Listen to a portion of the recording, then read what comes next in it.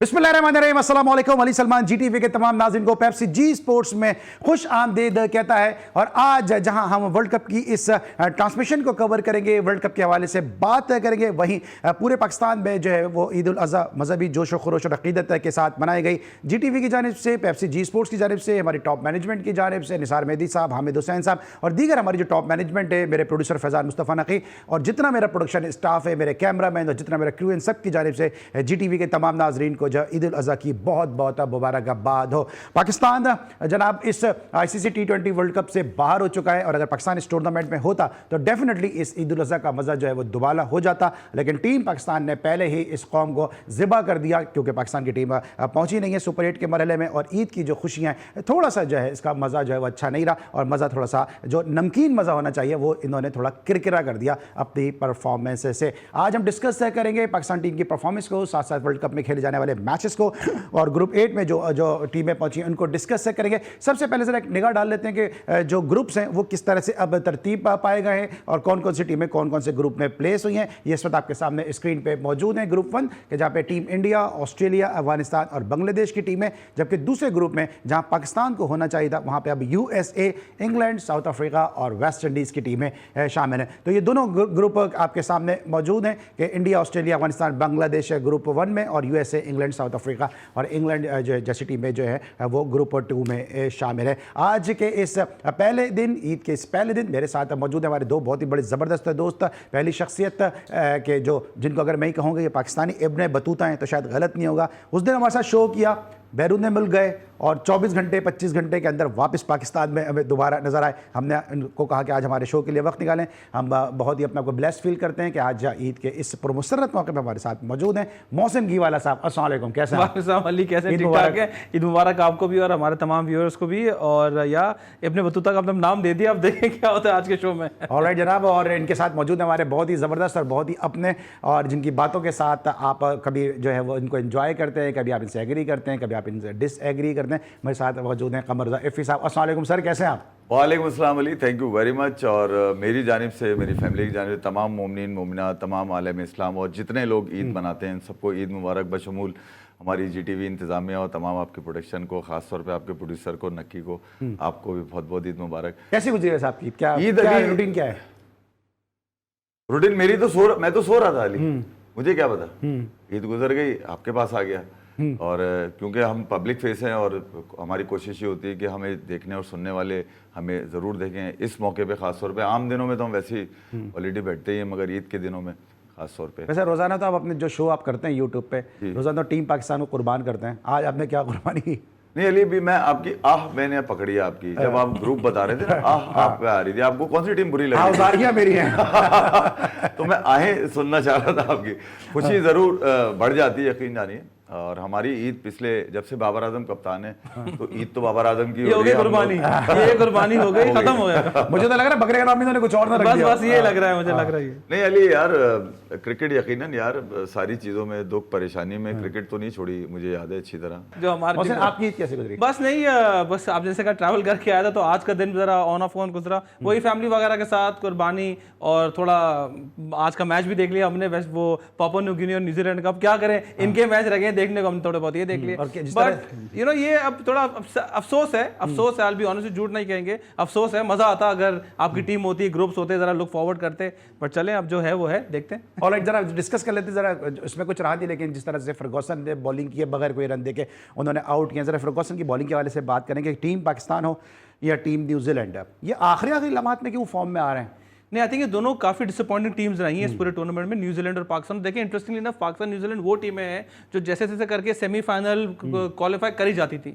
सो इन दोनों का फेलियर होना आई गेस ये दिखा रहा है कि दोनों टीमों में बहुत बड़े गैप्स हैं। कहीं स्किल का गैप है तो कहीं अब नए प्लेयर्स को आने की जरूरत है। आई थिंक न्यूजीलैंड के अंदर भी वही बोल्ट और वही सऊदी और वही कराए जा रहे हैं। आई थिंक इट्स टाइम कि न्यूजीलैंड भी अपने अंदर एक फ्रेश इंपटस लाए, फ्रेश लोग लाए। फर्गसन देखिए क्लास बॉलर है, बट अगेन सामने पापुआ न्यू गिनी है, तो कोई ऐसी टीम नहीं जिसमें आप कहेंगे जी बहुत ही स्ट्रॉन्ग है। बट फिर भी 4 ओवर लगातार 4 विकेट करना, 3 विकेट लेना, कोई भी टीम सामने हो उसके हाथ में बैट तो था ना, कहीं भी एज कभी भी कुछ भी हो सकता है. So well bowled to Callum Ferguson. I think he is always been the stand out bowler in the last 2-3 years for New Zealand. Southee और बोल्ट के बाद जो बॉलर नजर आए जिनकी कंसिस्टेंसी नजर आई है, कैलम फर्गसन अपनी पेस के साथ फॉर श्योर. बड़ी देर की मेहरबा आते आते न्यूजीलैंड ने बड़ी देर में रिदम पकड़ा. अली यार देखिए, टीम तो है ना यार, न्यूजीलैंड नाम तो बड़ा है ना, असल में तो इम्पैक्ट होता है. इम्पैक्ट क्या है कि न्यूजीलैंड है, वो नीचे जो भी है उनके जुगाड़ के लड़के भी हैं उसके अंदर, क्योंकि उनके पास लोग पैदा ही कम होते हैं तो क्रिकेट भी कम होती होगी. 15 साल में एक क्रिकेटर निकलता है कोई बड़ा नाम. जब विलियम फ्लेमिंग के बाद कोई दूसरा नाम सुनने में आ रहा है तो ये विलियमसन का सुनने में आ रहा है, वरना तो फ्लेमिंग ही था. तो 8-8, 10-10 साल में तो इनके कोई हीरोज बनते हैं. न्यूजीलैंड की परफॉर्मेंस आईसीसी के अंदर कभी भी बुरी नहीं रही अली. और मैं ख्याल में यार इनके लिए भी बड़ा सेटबैक है. ये भी पाकिस्तान की तरह मैं ख्याल में पहली दफ़ा किसी इवेंट के अंदर, जैसे पाकिस्तान पहली दफ़ा ऐसा हुआ है कि वो सुपर 8 तक नहीं पहुंच सका है, दूसरे राउंड में नहीं पहुंच सका. न्यूजीलैंड के साथ भी यही है. तो एक अच्छी बॉलिंग, मगर साथ में जो इसने बताया मोहसिन ने, बिल्कुल ठीक है यार. फर्गसन अगर आप देखें, मुझे अच्छी तरह याद है कि आईपीएल में तो ये वो बॉलर था कि स्टॉक बॉलर था, दे धनाधन छक्के 20-20, 22-22 रन इसको पड़ रहे थे. नॉटके को देखें 4 पे 7, उसकी भी विकटें हैं यहाँ पर, 4 विकटें 7 रन देके. तो मैं ये कह रहा हूँ, जो स्टार्क था, स्टार्क बिल्कुल ही क्लोज में जाके केकेआर के लिए बड़ा अहम साबित हुआ. 22 करोड़ में बिका था, 22 रन खा रहा था वो, तो 1 करोड़ का 1 रन दे रहा था आईपीएल के अंदर. तो वक्त के साथ साथ जो बॉलर है अली, असल में तो अगर वो बॉलर है तो वो अपनी दिखाएगा कि वो क्यों बॉलर है, अपना टैलेंट कहीं ना कहीं शो करेगा. शुक्र है ये वर्ल्ड क्लास नहीं लगता इसके साथ नाम, फर्गसन के साथ. हाँ, वर्ल्ड क्लास नहीं लगता. अगर इसके साथ वर्ल्ड क्लास लगता होता या ग्रेट लगता होता या कुछ और लगता होता तो यकीनन न्यूजीलैंड के लिए भारी पड़ता है. 4 ओवर में 40 रन भी दे सकता था. मगर ये एक अनोखी सी चीज है अली. साइप्रस और इस्टोनिया का मैच था आज T20 का, वो जनाब 27 बॉलों में 100 मार गया. तो दुनिया में तो फाइट हो रही है डॉट बॉल के अगेंस्ट. ये भी तो देखें आप, इसने पूरी 24 बॉलें डॉट करा. ठीक है. अच्छा मोहसिन, आप चूंकि पूरी दुनिया में ट्रैवलिंग करते हैं, तो आपको लगता है कि जो आईसीसी ने ये स्टेप लिया था कि वर्ल्ड कप को यूएसए में करा के एक ग्लोबलाइजेशन की तरफ जाया जाए, तो इससे आप मुतमईन है कि जिस अंदाज से ये जा रहे हैं यूएसए में, उन्होंने कराया, पिचेस की सूरत हाल, मौसम की सूरत हाल, अच्छी टीमें बाहर हो गई. ये मैं इसलिए नहीं कह रहा पाकिस्तान बाहर हो गया, लेकिन न्यूजीलैंड भी बाहर हो गया, श्रीलंका भी बाहर हो गया, पाकिस्तान भी बाहर हो गया. इम्पैक्ट तो आया ना कहीं इम्पैक्ट आया, मौसम की वजह से मैचेस मुतासर हुए. तो आपको लगता है कि ये आईसीसी अपनी इस पॉलिसी में कामयाब हुआ? और दूसरा, मैं उस दिन सुन रहा था आकाश चोपड़ा को, उन्होंने भी ये बात कही. उन्होंने कहा कि ये जो T20 वर्ल्ड कप की टाइमिंग है, ये सब कॉन्टिनेंट को देख के इसके मैचेस रखे गए. सुबह 9 बजे 10:30 बजे मैच होता है, तो T20 का मैच देखने, वैसे ही वहाँ पे क्रिकेट इतनी नहीं है, तो सुबह मैच देखने कौन आएगा? तो जहन में सब कॉन्टिनेंट है और कोशिश ग्लोबलाइजेशन की है और कराने जा रहे हैं वर्ल्ड कप, और सब कुछ जो है वो तहस नहस हो गया, बारिश ने सब बर्बाद कर दिया. देखिए, इसको हम दो तरफा देख लेते हैं. ठीक है, ग्लोबलाइजेशन करना जरूरी है आईसीसी को. उनको अपना टूर्नामेंट तो बढ़ाना है, उनको और टीमें चाहिए, बिकॉज अब वो 8, 9, 10, 12 टीमें खेल खाद के, तो जब तक ये आईसीसी नहीं करेगा उसके पास नए रेवेन्यूज नहीं आएंगे. ठीक है, अच्छा, तो ग्लोबलाइजेशन तो करनी, ये बात तय हो गई. अब वो ग्लोबलाइजेशन का तरीका क्या है? एक मार्केट जो अभी रह गई है वो यूएस की मार्केट रह गई थी, जो बहुत बड़ी मार्केट है इंटरनेशनल लेवल पे, तो उनको यूएस को इन्वॉल्व करना था. But we have to understand कि ट्रूथ क्या है. ट्रूथ ये है कि इस वक्त जो सारी एडवर्टाइजिंग राइट्स हैं 70% सब कॉन्टिनेंट और इंडिया से आ रहे होते हैं. तो उनको ऐसे स्ट्रक्चर करना पड़ता है कि इंडिया के मैचेस, एडवर्टाइजमेंट्स वगैरह उस टाइमिंग्स पे चलें कि वो अपने पैसे पूरे कर सकें, बिकॉज उनको अपना कमाना भी है. तो पीएसटी आईएसटी के हिसाब से रखना है 100%. देखो 100%. देखो भाई, नथिंग सेल्स बिजनेस है. देखिए, ये कमर्शियल बिजनेस है, उनको ग्लोबलाइज एक्सपैंड करना है, यूएसए को अंदर लाना है, बट टाइमिंग के हिसाब से उनको ये देखना है कि भाई देखेगा कौन, बिकॉज वो वहां पर करके उनके प्राइम टाइम में करेंगे और देखने वाले यहां पर सो रहे होंगे, तो उनको तो पैसे नहीं मिलेंगे. तो डेफिनेटली आईसीसी के लिए मुश्किल काम है. अच्छा, अब हम आ जाते हैं पिचेस के ऊपर. हाँ, ये सबसे बड़ा मुअम्मा है. आप ग्लोबलाइजेशन तो कर रहे हैं, लेकिन क्वालिटी ऑफ स्पोर्ट को आप सफर नहीं कर रहे हैं. मैं इसलिए नहीं कह रहा हूं चूंकि पाकिस्तान है, बट ये इन विकेटों पे 100 रन, 105 रन सभी स्ट्रगल कर रहे हैं. आप मैचेस देख लें, आप मैचेस देख लें कैसे चल रहे हैं. नेपाल ने 1 रन से साउथ अफ्रीका को ऑलमोस्ट वो हार गई. यानी कि आप देखें, अब यहाँ 2 चीजें हैं, या तो क्या टीमें बहुत अच्छी हो गई है, नेपाल, पापुआ न्यू गिनी और ये जबरदस्त नेदरलैंड, इतनी बड़ी टीम हो गई कि इनको इतना लेके आ जाए, या ये पिचें इसको लेवल आउट कर रही हैं. अच्छी पिचों पर, यानी जो सॉलिड पिचें होती है, जिस पे क्रिकेट होती है, उस पे आजकल क्रिकेट अब 200-220 की आसपास हो गई है. ठीक है, तो उसके अंदर ये पापुआ न्यू गिनी T20 तो कहीं भी नहीं आते. हाँ, ये ऐसी पिचें बनेंगी तो डेफिनेटली क्रिकेट इफेक्ट होगा, और जो हम देख भी रहे हैं क्रिकेट इसमें इफेक्ट हुआ है बहुत बुरी तरह. बिल्कुल इफेक्ट. और आज आप बांग्लादेश को भी हमने देखा कि बांग्लादेश ने इस तरह एक लो स्कोरिंग मैच में कामयाबी हासिल किया अगेंस्ट नेपाल. तो पिचेस की जो सूरत हाल है उस पर सभी जो है वो क्रिटिसाइज कर रहे हैं. इस पर लेंगे हम एक ब्रेक, और जब ब्रेक के बाद वापस आएंगे तो जरा बाबर आजम की प्रेस कॉन्फ्रेंस, गैरी क्रिस्टन की प्रेस कॉन्फ्रेंस, और जो गैरी क्रिस्टन ने बात की है पाकिस्तान टीम के हवाले से, उन्होंने कई सवाल उठाए, इस हवाले से गुफ्तगू करेंगे. देखते रहिए पेप्सी जी स्पोर्ट्स. मिलते एक छोटे से ब्रेक के बाद.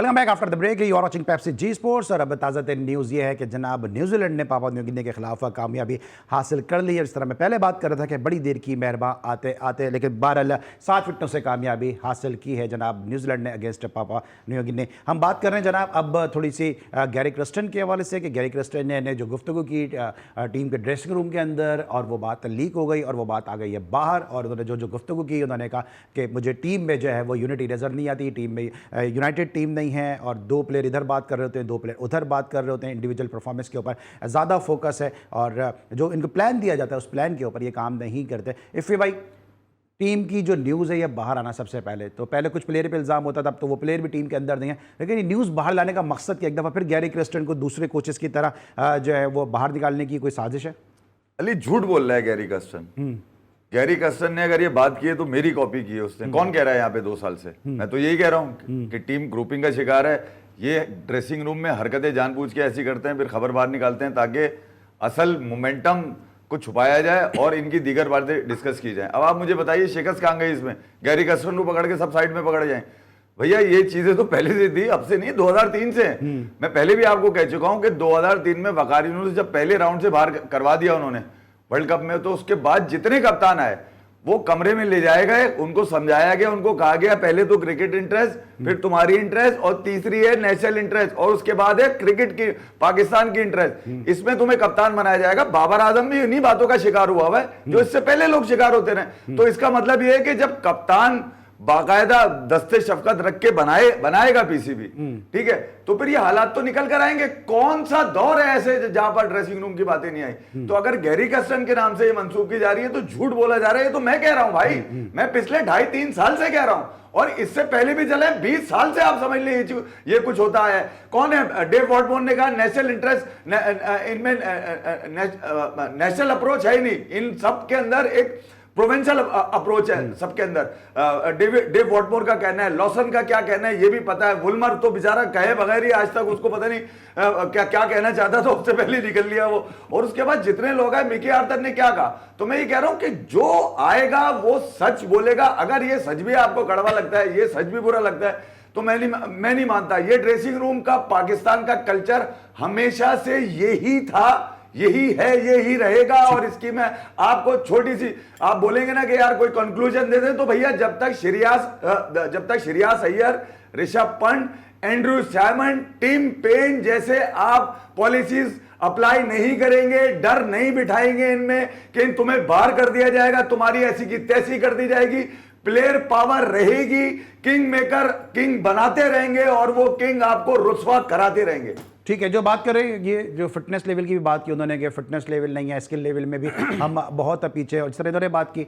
मुझे याद है कि जब मैं गुज़िश्ता चैनल में था तो डेव वॉटमोर ने ये गुफ्तगू की थी। उन्होंने कहा कि ड्रेसिंग रूम के अंदर तो मुझे पाकिस्तानियत नजर आती ही नहीं है। दो इस सूबे की बात कर रहे होते, 2 इस सूबे की बात कर रहे होते, पाकिस्तानियत तो नजर आई नहीं होती। 2 जो अपनी लैंग्वेज बोलने वाले की बात करते हैं, 2 अपनी जबान बोलने वाले की बात करते हैं, तो पाकिस्तानियत है कहाँ? तो जब तक ये तो एक अरसे से चल रहा है पाकिस्तान टीम, कोई नया नहीं है, कोई नया नहीं है। हम अपने शो में कह रहे हैं, हम तो बाहर बैठ के बातें कर रहे हैं। स्किल लेवल की हमने स्टॉप, आप इसी शो पे हमने डिस्कस किया कि भाई हमारा स्किल लेवल उनसे सबसे हटा हुआ है। यूनिटी की हमने कहते हैं, आपने मुझसे पूछा था भाई आपने इंग्लैंड में क्या देखा, मैंने कहा ग्राउंड में किसी से बात ही नहीं कर रहा। तो अब मुझ जैसा इंसान जो बाहर बैठ के देख रहा है, तो गैरी क्रस्टन तो अंदर देखता है सुबह शाम भाई। तो बिल्कुल कोई नई चीज नहीं है, ये कोई भी नई चीज नहीं है जो हम सुन रहे हैं। फिटनेस लेवल और जो है वो आपका यूनिटी नहीं है और सब सेल्फ मफाद है। तो भाई अकाउंटेबिलिटी, अकाउंटेबिलिटी, अकाउंटेबिलिटी जो एफी भाई कह रहे हैं, मैं उसको दूसरी जबान में कह रहा हूं अकाउंटेबिलिटी। जब तक आप उनकी बजाएंगे नहीं, जब तक आप प्लेयरों को नहीं देंगे कि भाई आप परफॉर्म करें या तो आप बाहर हैं, जब तक ये नहीं होगा हम किस तरह से परफॉर्मेंस और रिजल्ट्स एक्सपेक्ट करेंगे। Point number 1। एक थोड़ी सी बात करूं, अब थोड़ा सा देखिए यहीं पर वो डिस्कशन आ गया जो लास्ट टाइम मैं आपसे बढ़ गया था। आप लोग नाराज हो रहे थे, इफी भाई भी आप दोनों नाराज हो गए। अब आप कह रहे हैं कि जी सिलेक्शन जो है वो कप्तान बना रहा है। उस दिन आप कह रहे हैं जी कप्तान के हाथ में सब कुछ पावर है, वो जो चाहे खेल ले क्या नहीं खेले। तो हम पहले क्लियर तो हो जाए आपस में कि कप्तान के पास कितना पावर है, वो कितना खेल सकता है, या सिलेक्शन वालों के पास पावर है। लास्ट टाइम आप लोग कह रहे थे नहीं जी कप्तान जो भी चाहे, 3-4 का जो टोला है वो पूरे मुल्क को चला रहे हैं। आज हम कह रहे हैं अच्छा जी वो सिलेक्शन जो है वो ऐसी चल रही है वैसी चल रही है। तो पहले हम क्लियर तो हो जाए भाई, हमारा प्रॉब्लम अली भाई हमारा बोर्ड है और हमारा स्ट्रक्चर है। मैं किसी एक चेयरमैन का नहीं बोल रहा हूं, मैं थ्रू आउट स्ट्रक्चर की बात कर रहा हूं। आपका स्ट्रक्चर रॉन्ग है क्योंकि आप जिस तरह से चेयरमैन सेलेक्ट कर रहे हो, वो अपने बंदे सेलेक्ट कर रहा है, जो बंदा आ रहा है अपनी टीम ला रहा है। वो lack of accountability throughout the system है। जब तक हमारी अकाउंटेबिलिटी नहीं आएगी हमारी क्रिकेट इंप्रूव नहीं हो सकती, फुल स्टॉप। ठीक है। जो अब जो कह रहे हैं कि जब बाबर आजम को तो फुल अथॉरिटी दी गई है, जिस तरह ये बात करेंगे बोर्ड और बाबर आजम के अलग अलग पेज पर है, जो बाबर आजम कह रहा है वो बोर्ड मान रहा है, जो बोर्ड कह रहा है वो बाबर आजम मान रहा है, तो एक ही सिक्के के तो दो रुख हुए एफी भाई।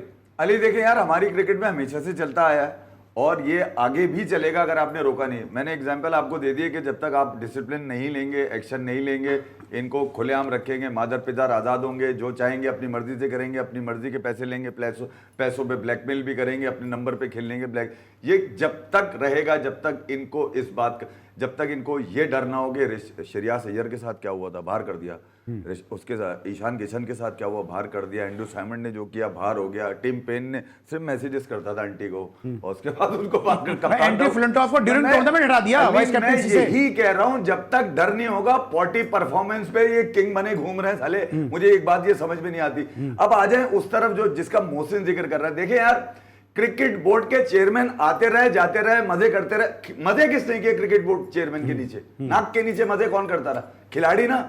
वही खिलाड़ी जो 11 थे, उन 11 में से किसी एक को चेयरमैन ने बुलाया, नए आने वाले ने, उसने बोला भाड़ में जाए 10, तू ये बता 10 को चला लेगा, तुझे कप्तान बना दे। उसने अपने ही दोस्तों जिनके साथ मिलकर खाना पीना खाता था, अपने मफाद के लिए उन 10 पे लानत भेज के कप्तान बन के सर पे बैठ गया उनके।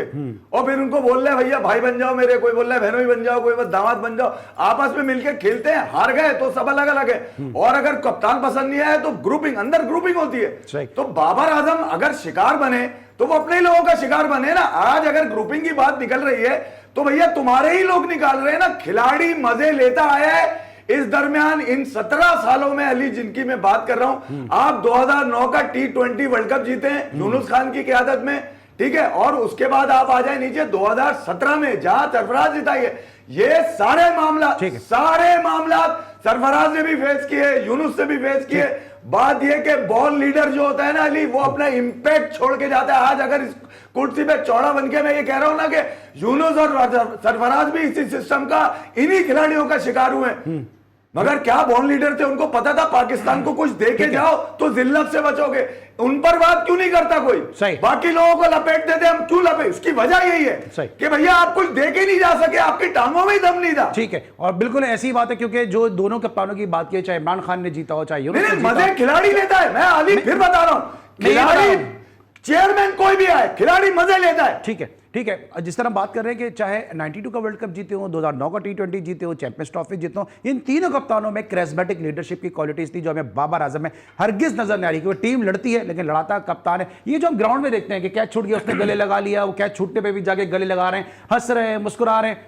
गैरी क्रिस्टन तो कुछ और बता रहे हैं कि आपस में एक दूसरे के साथ है ही नहीं है। नहीं तो ऑब्वियसली नहीं है यार। वो तो ग्राउंड में क्या दिखा रहे हैं भाई? शायद वो ड्रामा कर रहे होंगे, थोड़ा दिखा रहे होंगे। जब उनको आवाज आ गई कि उनके कानों के अंदर के भाई ये टीम यूनिटी पे सवाल हो रहा है कोई, तो वो गले भी मिल रहे हैं। लेकिन आपको नजर आ रहा था शाहीन अफरीदी ने 2 छक्के मारे, उसके बाद उन्होंने बाबर आजम से हाथ मिलाया उस मैच के बाद, ये आखिरी वाले मैच में आयरलैंड वाले जो भी हमारे गले में आ गया था, उसमें भी कोई इतनी मोहब्बत नजर नहीं आ रही थी। बस ठीक है भाई, वेल डन और खत्म हुआ। देखिए टीम में ग्रुपिंग तो है, ये बहुत क्लियर है। ठीक है, एक बात मैं क्लियर करूं अली, बार बार मैं कह रहा हूं, चाहे इफी भाई पता नहीं इनको समझ में ये बात नहीं आती, बाबर आजम अच्छा कप्तान नहीं है, उसको कैप्टन नहीं तो वो भाई वो T20 का खिलाड़ी नहीं है। मैं इसमें देखें वाली भाई, इसमें आसिफ भाई इसमें छोड़ दें, T20 को छोड़ बना, उसका कप्तान बना दो, लाइफ टाइम अनाउंस कर दो। मेरे भाई मैं कर दूंगा, लेकिन मैं कप्तान उसको फिर भी नहीं बनाऊंगा। मैं बाबर आजम को डिफेंड नहीं कर रहा होता हूं। आप इस बात को सिर्फ अच्छा कप्तान नहीं है, लेकिन आप एक ही बंदे को रगड़ा मार रहे होते एक ही बंदे को मुल्क का रगड़ा मार दिया। नहीं यार, पूरे सिस्टम को फॉल्ट है यार, सिस्टम एट फॉल्ट है। कभी ये चेयरमैन पे घुमा देते हैं। ये न्यूजीलैंड नहीं है कि विलियमसन एक ही पैदा हो गया, आप चलाओ 10-12 भाई, मैं बोला कल निकाल दे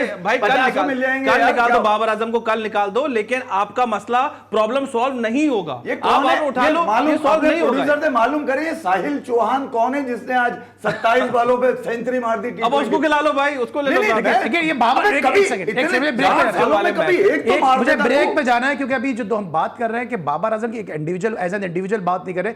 बाबर आजम एक माइंड सेट है। वो माइंड सेट यह है कि 15 ओवर मैं खेलूंगा, 5 ओवर आने वालों पे डाल दूंगा। अब उसमें चौके छक्के लगते हैं तो once in a blue moon तो आप मैच जिता सकते हैं, हर मैच आप नहीं जिता सकते हैं। और जिस तरह एफी भाई बात कर रहे हैं, मेरी डोमेस्टिक पे थोड़ी बहुत मेरी गहरी निगाह है, थोड़ा बहुत मैं स्टूडेंट हूं, ऐसे कई प्लेयर मौजूद हैं कि जो पाकिस्तान को अच्छा स्टार्ट दे सकते हैं। हमने साहबजादा फरहान को जाया कर दिया, हमने शर्जील खान को जाया कर दिया, हमने हसीब को हमने खिलाने को तैयार नहीं है, हमने इससे पहले नौमान नदवी जैसा प्लेयर था जाया किया, शाहजेब हसन जैसा प्लेयर था जाया किया, बहुत सारे ऐसे प्लेयर हैं जो टॉप ऑर्डर के अंदर परफॉर्म कर सकते हैं, हमने उनको नहीं खिलाया और हम कैरी करते रहे। हम बाबर आजम जैसे प्लेयर को, रिजवान जैसे प्लेयर को, कि जो 6 ओवर के पावर प्ले के अंदर जो 30 रन 35 रन 40 रन करते रहे, छक्के के लिए हम तरस गए इन पावर प्ले में कि एक छक्का हमारे पास नहीं है कि पावर प्ले में कोई लगाने के काबिल हो सके। ब्रेक लेंगे, वापस आएंगे तो जरा बात करेंगे बाबर आजम की प्रेस कॉन्फ्रेंस के हवाले से। देखते रहिए पेप्सी जी स्पोर्ट्स।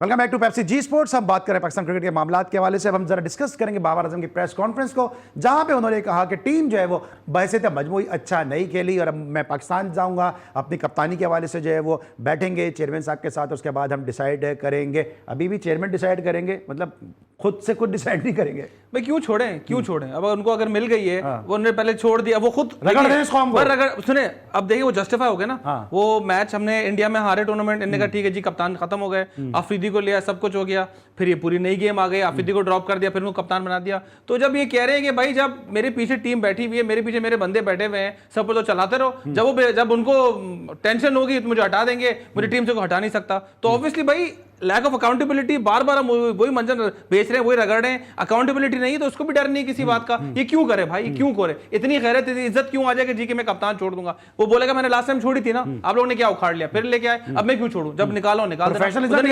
प्रोफेशनलिज्म क्या हुआ? जब आपकी कौम रो रही है, आज ईद के दिन अगर पाकिस्तान की टीम सुपर 8 में होती तो हम सब खुशी से बात कर रहे होते। आज हम इस चीज का गिरिया कर रहे हैं कि पाकिस्तान की टीम सुपर 8 में नहीं है, यूएसए पहुंच गई। प्रोग्राम की इब्तिदा में आपने कहा कि आपके मुंह से एक आह निकली, लेकिन बाबर आजम शायद अपने आप से झूठ बोल रहे हैं, इस कौम से झूठ बोल रहे हैं, किस किस से झूठ बोल रहे हैं?